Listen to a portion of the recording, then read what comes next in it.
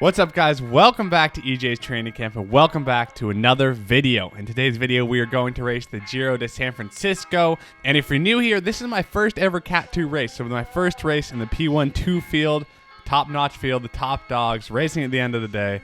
Looking forward to it. Definitely nervous. I started at Cat 5 early this season, so it's been a journey to say the least. But let's get into it. Welcome back to another video. Here we go.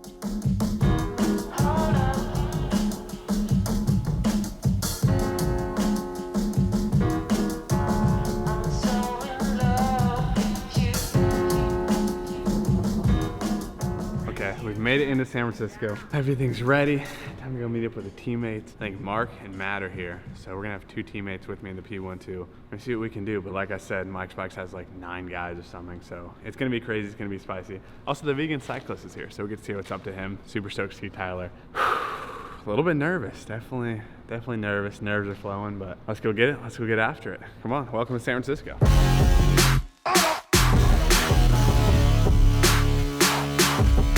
Look who's here, the one and only Sean. Loki, I think Mike's racing for him today, so you're gonna watch this kid absolutely crush it. Show him what I got you, show him what I got you. Oh yeah, look at this. Masters 1, 2, 3 podium is happening. Look at what Sean got me. Dude, that's amazing. Dude, isn't it like super big? Look at the back. Oh my god. But yeah, we're gonna get after it today. I'm excited. The vibes are cool here.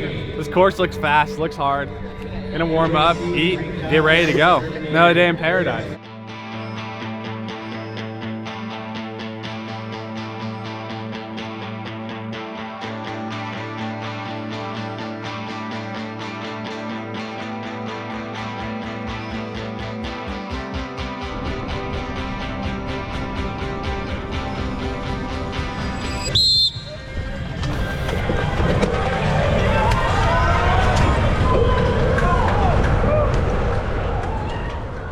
And just like that, we were off on the Giro de San Francisco P1-2 2023 race. My first ever P1-2 race. As you can see, there's just a swarm of Mike's Bikes guys already. There you can see Sean going up the road.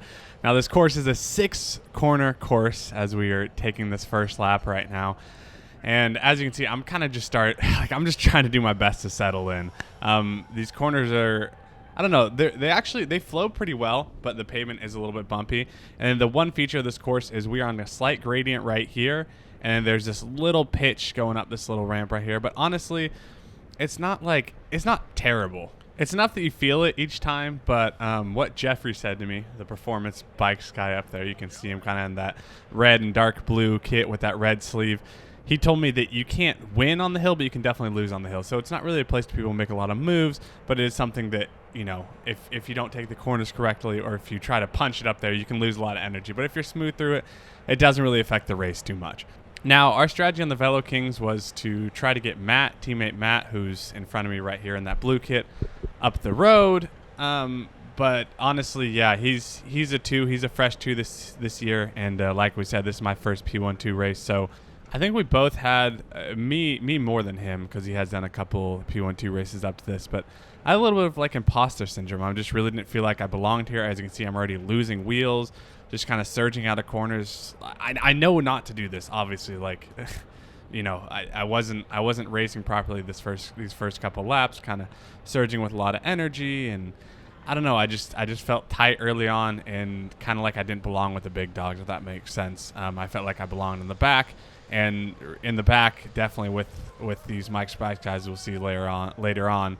There was definitely that washing machine effect where it got super surgy, and it just kind of had the slinky effect where the mid and the back of the pack ended up being almost harder because you're kind of punching it out of every corner, you know, and it's hard to hold those wheels in front of you. But like I said, I mean, yeah, I just had a little bit of that imposter syndrome really, where I really just didn't feel like I belonged here, to be honest. But I think after this race and after this experience, and we're going to dive into more of this race, but we will see when we dive in that it was definitely a good learning experience, to say the least. So we're a couple laps later, and I finally reconnect with teammate Matt. Like I said, he's a really, really strong rider. He can kind of hang up near that front and has no problems, you know, surfing the pack, bumping to hold position, all that stuff that I definitely still need to work on. So when I reconnected him, I definitely felt confident. Felt like, you know, when I was up here, the race honestly felt smooth. You can see I'm surrounded by, you know, quite a few purple guys, quite a few Mike's Bikes guys.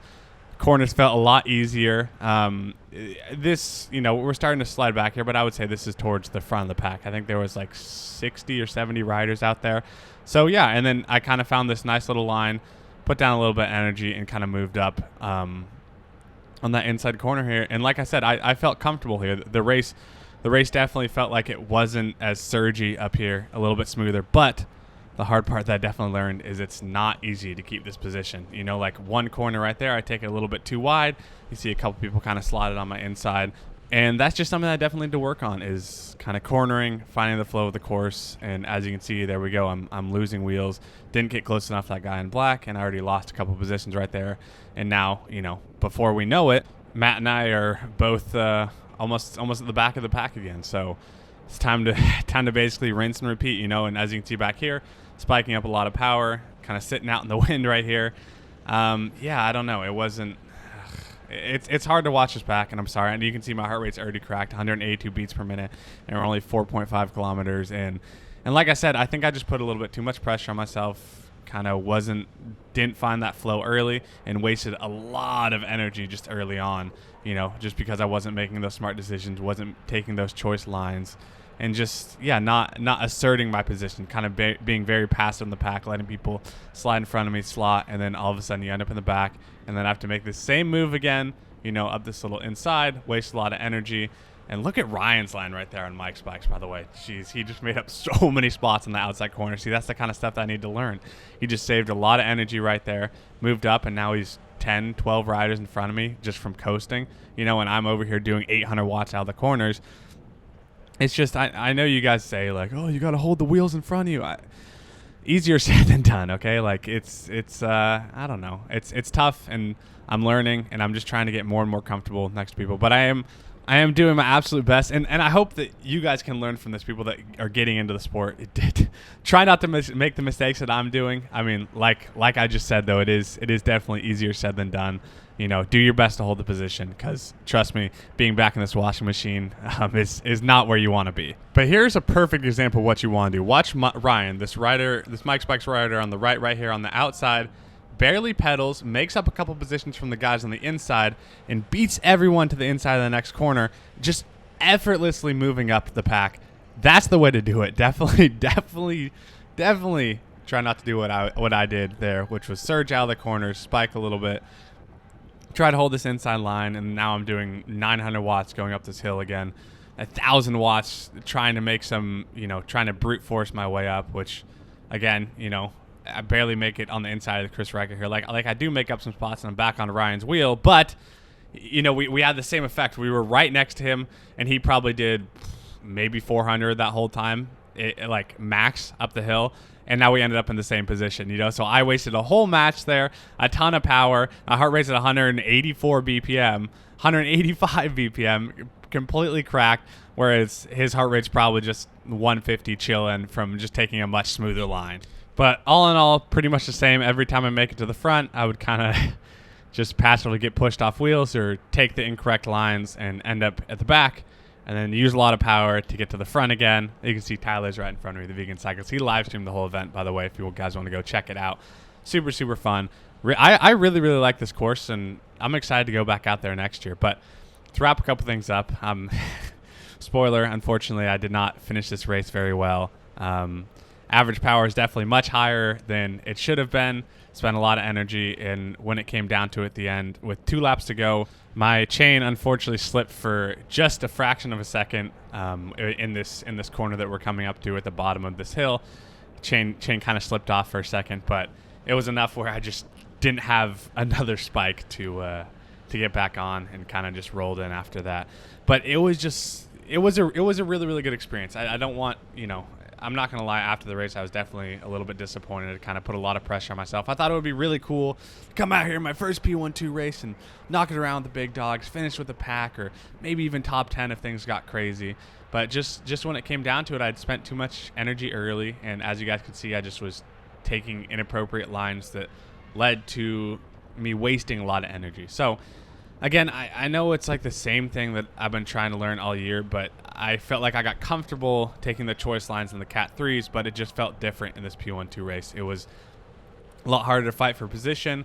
Felt like the roads were a little bit skinnier. There's a lot of people around you. I don't know. I kind of got a little bit freaked out, like I said, and had a little bit of that imposter syndrome where I was like, I don't belong here. This guy should take the wheel because, you know what? I just don't belong here. He's a better racer than me. He should take that wheel, not me. Blah blah blah. And yeah, I don't know. But like I said, we're learning. It was a super good experience. Super thankful for it. Unfortunately, yeah, the GoPro like shut off halfway through, so I don't have the end of the race. Sean did end up winning. Sean went number 1. Ryan went number 2. So huge shout out to them. They deserve it. Those guys are awesome. And yeah, I got to fix the GoPros. I think I got to reset both of them. I don't know what's going on with them. They keep kind of turning off mid-race.